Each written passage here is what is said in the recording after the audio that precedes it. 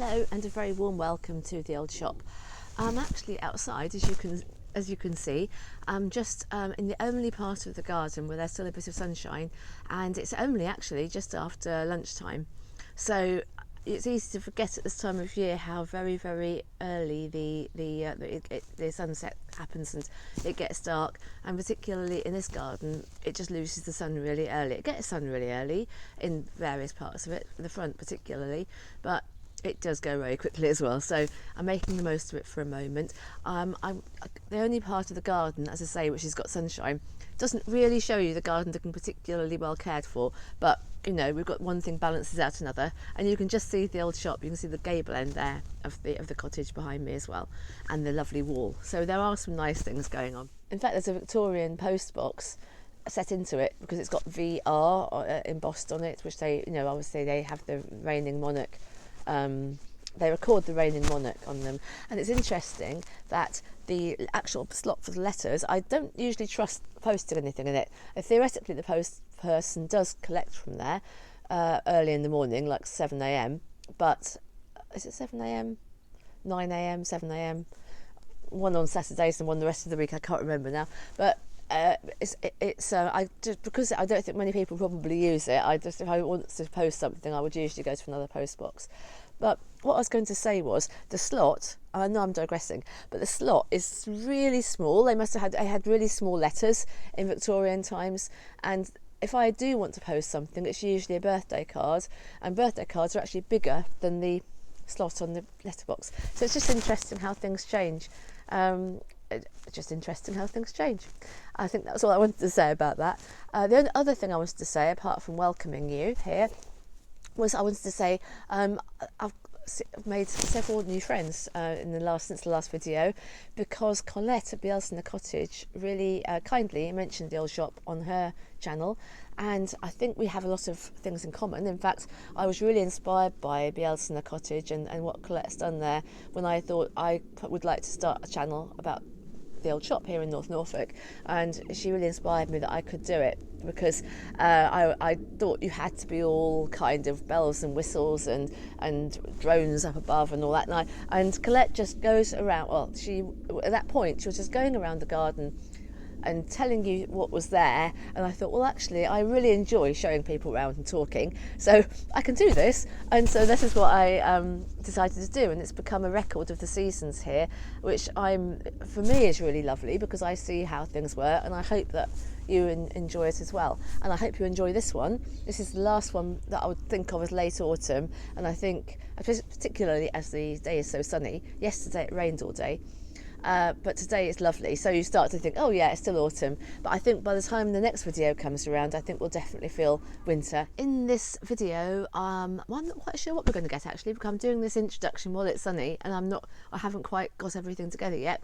But I am going to go for a little walk shortly, because for one thing I need to collect some sticks for kindling, a bit short of kindling for the stove, which is, you know, one of these priorities at the old shop. I mean, I have a few layers on, but that's general for me. I've got my 2 pairs of socks on as usual, and I've got a lovely new skirt. I don't know if you're not going to see that, but it's a lovely walk. Can I hold it up like this? It's like lovely warm needle cord long midi length skirt, which I'm really pleased with, and it's so warm and cozy. So I should be set really for this time of year now. So what was I going to say? It's actually thrown me. Yes, so winter, because I suppose partly because it's such a lovely day today, winter doesn't, and certainly Christmas doesn't seem to have really reached the old shop yet. I haven't really started thinking that way at all, apart from kind of seeing that the supermarket seems to have Christmas trees outside and some decorations inside. But apart from that, I haven't really started thinking about anything like that. I do love Christmas. I do love midwinter and the midwinter solstice. Just those words, midwinter solstice, are so wonderful. But we shall see. I know from experience that it's all right thinking I'm going to do all these things for it, but we'll see what happens when it comes to it. So I think that's probably all I wanted to say. I will just get going before the sun does go down, before I ramble on so long that it's too late. And we'll see what happens down at the Aldercar. So fingers crossed that it will be starting to look pretty again, as it does do in the winter particularly. If you look back at one of the old videos, couldn't tell you which one now, but last winter there was a time when it froze over completely. It was like a glittering ice palace. It was so gorgeous, and I was there just as the sun was going down, so I took some bits of video and photographs then. Probably about last January, February time, I should think, but I don't expect you to go rummaging back to find it. But if you do happen to come across it, it was really lovely then, and probably that will happen again. Possibly that'll happen again this year if we do get a cold snap. So we'll wait and see for that one. It's certainly not here yet. We've had very few frosts yet. Anyway, see, I'm rambling again. I'll just say goodbye, and I hope you'll enjoy the video.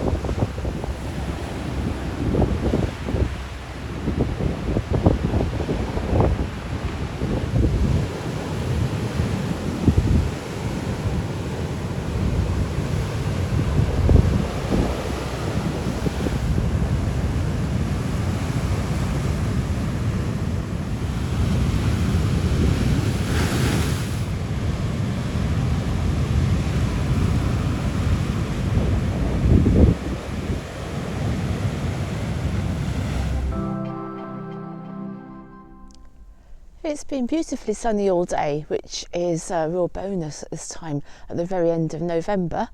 The garden's looking beautiful in terms of the sunshine and the just last leaves and the alder cones, which I always love to see. So I think that it's just doing its own thing as usual, but despite the admittedly the neglect this back garden has received this year, one thing that it has done, a few things it's done actually. One of them is it's produced a wonderful crop of parsley here, which is still going strong, and I'm using the parsley.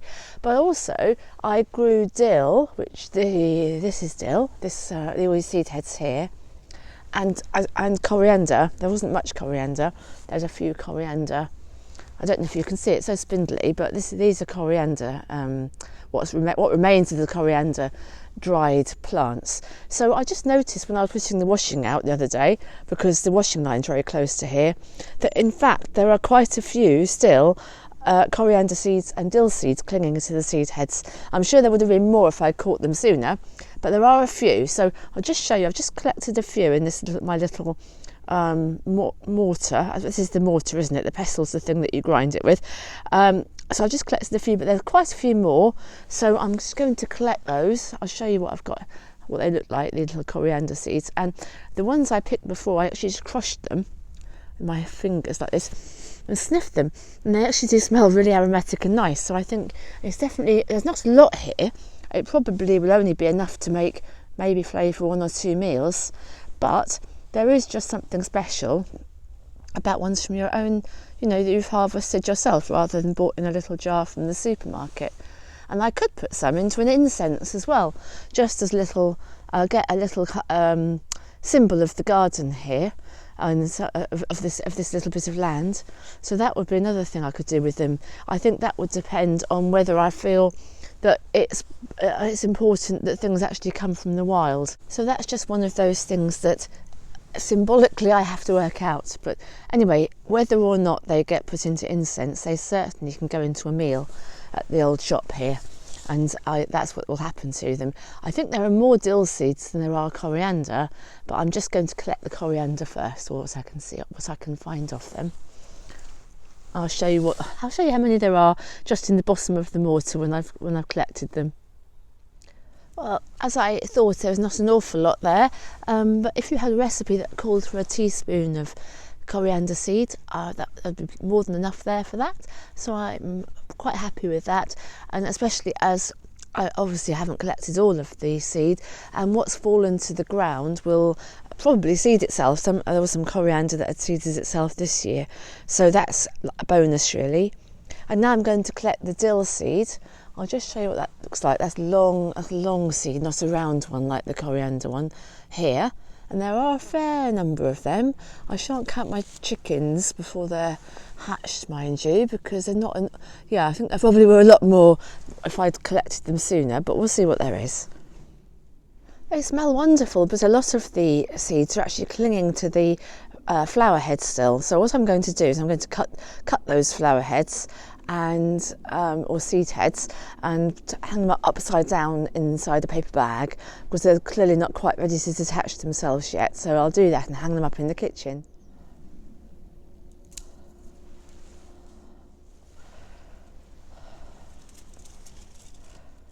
So I have to say there were a lot more there than I thought, and I think that once they dry out and the seeds fall off the umbels,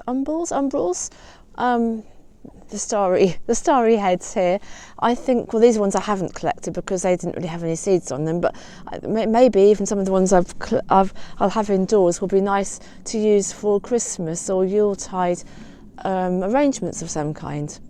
So that's another thing you can do with beautiful dried seed heads like this. All in all, I'm really pleased, and I really love the flavour of dill as well. So I'll take these in and hang them up just in the. I'll probably hang them in the kitchen, but I might put them in the sitting room while the fire's light. We'll see. And of course, like the coriander seeds, as the ones that have fallen to the floor, which I'm sure a lot of them have, will seed themselves. Several of the dill plants this year have been self-seeded, and I just moved them into the row with the others that I sowed from a packet. So got some extra plants that way. And that's really all there is to show at this vegetable bed at the moment. I don't know whether the remaining child plants will really do anything. They're still being very eaten, I have to say. I have picked a few leaves, and I've got some garlic cloves to plant, so I'll be doing that soon in the end of the bed here.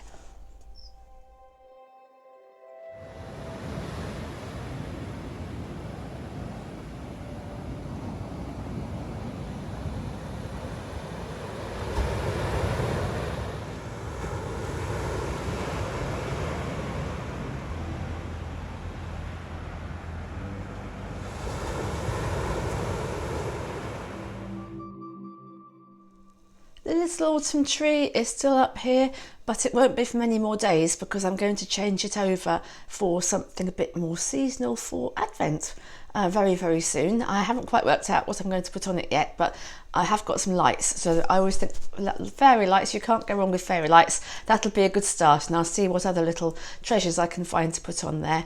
But at least the actual tree is made already, so it's going to be really easy to keep this tradition going because, you know, it's the actual, well, I say hard work, it wasn't hard work, but the work that it took is all done now. So watch the space, and by the next video it'll be looking completely like I was going to say like a winter wonderland, but I don't want to build your hopes up too much. We'll see what it looks like. Anyway, that isn't what I was going to show you really, but it happens to be on the kitchen table. And what I am going to do, which I was going to do a few days ago and haven't done, but I'm going to do it now, so I thought I'd just show you while I'm at it. Now, this might be something you already do, growing microgreens in the winter, but I realise now no more growing outside is likely to happen. Now the end of the year is drawing so close, but what I can have is fresh salad stuff by growing microgreens or sprouted seeds in jars, and I've done this really successfully in the last few years. I've got huge packets here. I think I was very ambitious with my packets of seeds, and these are from last year. Huge, this one. They are from last year, but I don't see why they shouldn't grow again. So what I've got there, organic, I've got some green lentils and I've got alfalfa. Now, they will make a lot. They'll fill I'll put about a tablespoon or so into each jar, and they will fill the jars as they grow, but the alfalfa grows a lot faster. So the idea is I'm going to have some kind of succession. Obviously, you can't eat all of it at once, but when the alfalfa is ready, the lentils will still be growing. And so hopefully it'll work, the timing will work out perfectly, but let's see. So what I'm going to do, I've got these jars. They're like ordinary storage jars. I've got jars like this anyway, but the lids are mesh. And you can do it, maybe some of you do it, with just putting a piece of J-cloth or something over the top with an elastic band. And that's what I used to do as well. But these jars are great, so this is what I use now. So what I do, I'll just tell you first, because I can't really be doing it and filming at the same time. So what I'm going to do, I'm going to put a tablespoon or so, like a heaped tablespoon of the dry seeds in each of the jars. And then I'm going to put the lids on, and I'm going to just give them a good old rinse, tip it out, fill it up again, and leave them to soak. And that'll be what I'll do overnight. And then from tomorrow, I shall rinse them at least once a day. It may only be once a day, but it's just when you remember to, really. And then I'll leave each of these jars. What I've tended to do is I left them upside down at an angle like this, just in a ceramic dish or something like that. I've got quite a few nice pottery bowls that have been mostly been made by David the Potter, who makes my candle vessels. I've just sort of collected them over time, and they're just perfect for standing the jars in, somewhere out of the way or somewhere not too out of the way, so you remember to rinse them, because if you don't, the toxins will build up and they'll start to go smelly, which you do not want.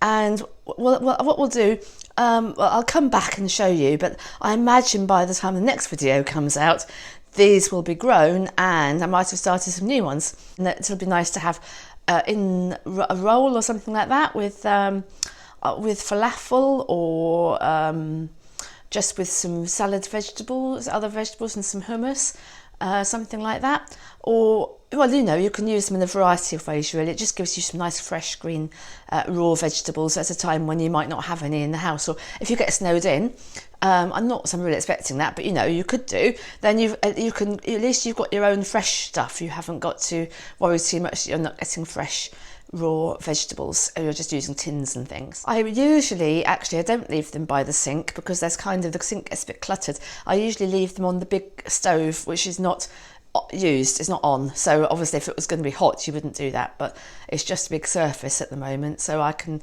leave them on there, and because I know where they are, I should remember to rinse them every day. Here are the little jars that I've left to soak the 1 tablespoon only of each of the seeds overnight. They've swollen up a lot, and now I'm just going to give them a rinse through the mesh on the top of the jar and tip them upside down or at a 45-degree angle.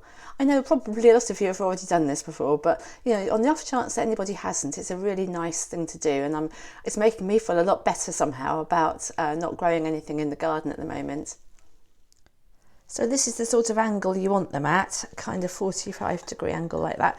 I've actually put them in some historic bowls.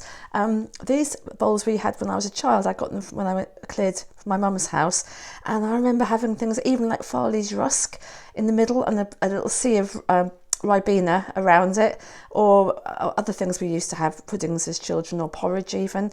So they're actually really quite reminiscent for me of comfort food in olden times, which is quite nice. So where I'm going to actually put them to rest during the day is not very light, so I thought I'll just show you them here on the table before I put them there. It's quite good to keep them out of the light until the very last day when they're almost ready, and then you put them on a light windowsill just for one more day, just to green up the sprouts, but you don't want them in full light all the time. So that's it. So I'm just going to put them on the very back of the stove, unlit big stove in the kitchen, and rinse them again. If I remember, I'll do it this evening, but as long as you do them at least once a day, that's good. Swill them round and let them drain again. And I didn't say, but preferably, although I forgot to do it this time, I must be honest, it's good to use filtered water. You could even use bottled spring water if you're feeling really purist. But, the chemicals in tap water may be not quite so good as filtered if you can. Obviously, it's a counsel of perfection. If you don't have a water filter, then tap water will work fine. It's more to do with the rinsing through, so the toxins don't build up on them that would otherwise do. It just keeps them, helps them to keep growing and stay fresh. So here they are in their dark corner, but we won't linger here. But I thought, I am in this corner, I might just show you where I hung up the bag. I said I was going to bring those dill seeds in and hang them up in the kitchen. There they are. So I can't really show you very well, it's looking a bit messy. But anyway, they're there. And I'm not advertising with this brown paper bag, but that's the only one I could find. So they're alongside our lovely... such fun in the autumn time making those plats. You might remember from an old video making those, and also making the smudge sticks, which are still hanging up here, but it might be a good time to actually employ them and start burning them. They look quite nice hanging up there. It seems a bit of a shame in some ways, doesn't it, to lose them, as I only made 2. One of them was for more calming, if you didn't see the old videos, one of them was for kind of more calming and trancey kind of herbs. Another one is more purifying and invigorating kind of herbs. So they've obviously both got different applications, and I shall really enjoy trying them out and seeing how well they burn. There's some lovely afternoon sunshine down here in Acorn Wood, where I'm just come down to collect some sticks for kindling. Everything's a bit damp because it did rain all day yesterday. I'll just show you. You can see some moisture kind of sparkling on these leaves, but that doesn't matter because I'm going to collect the sticks not to use today, but to just have as a stash for kindling the stove. I'm a bit short, I'm very short of them actually, back at the old shop. And if I put them inside, I've got an old, it's like a bargeware canister. I'm not sure what the word is really, but anyway, I'll show you when I put them in, and I'll stand them upright, and then I think they'll dry off quite nicely with the fire going and everything, and when it's warm, and I have the heating on in the mornings as well. So just thought I'd show you because it is looking starting to look quite bleached back and bare in the woods here, but the sunshine really is very, very nice this afternoon. I've just collected a few sticks already down here in my basket. I love my basket. I got it years ago actually from an auction, and in the bottom of it looks as if it was once had a fire in it, so it looks burnt, a little bit scorched, but that doesn't stop it being a good basket. And in fact, it's such a lovely basket. I was just walking down here with the empty basket under my arm, and a very kind of smart car stopped, and the lady inside it wound down the window and said, "Oh, it was a wonderful basket you have."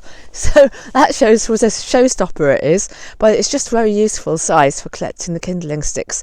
So that's what I should do. I should fill the basket, get back to the old shop before it gets any chillier. I can feel it starting to just go over for the afternoon now, and I'll lay the stove with the dry sticks and the wood I already have for it for now, but these will be very, very handy very soon. And most of the trees are bare now. This is a lovely tree. I've just noticed it before I go. It's had honeysuckle wrapped around it here, so it's become like, what's the word? It's become spiral. It's got a spiral all around it. Just a little bit more in the woods here, because the colours are just so lovely when it's pale like this. You just get that low sun. It's not a golden light, it's just a real pale, bright, almost misty brightness. Winter must be my favourite time of year in the woods here, so for me it's a real feast to see it like this. Anyway, enough of wandering around. There's not really time for that. I need to get back. Loads to do. So I'll fill the basket and then I shall make my way back. And in fact, the sun's already going down. It's just a little bit less sparkly than it was a few minutes ago. Definitely time to head back to the old shop. Well, I'll have to stop there because my basket is full. I thought you might like to see the beautiful colours of the sticks. Aren't they absolutely lovely? And as I was saying in a previous video about how things get actually greener in some ways at this time of year, you can see how green the overall appearance of these sticks is. And the basket's actually really heavy now, and that's not necessarily a good thing. Look at this beautiful tree, by the way. We're stood by one of the boundary oaks, because it means the sticks are really wet. That's why it's so heavy. But as I was saying, they'll dry out pretty quickly, I reckon, in the cottage. And look what a lovely stash that is. That'll light the stove for several days there. Oh, and did I mention that fabulous damp woodland smell that you get at this time of year? The scent is just absolutely amazing. I know it's partly all the rotten wood, and the way the leaves are now starting to compost and go sweet and beautiful. You can just see the trail through the trees here. I just paused really because this tree is so lovely, and it made me think about the scent.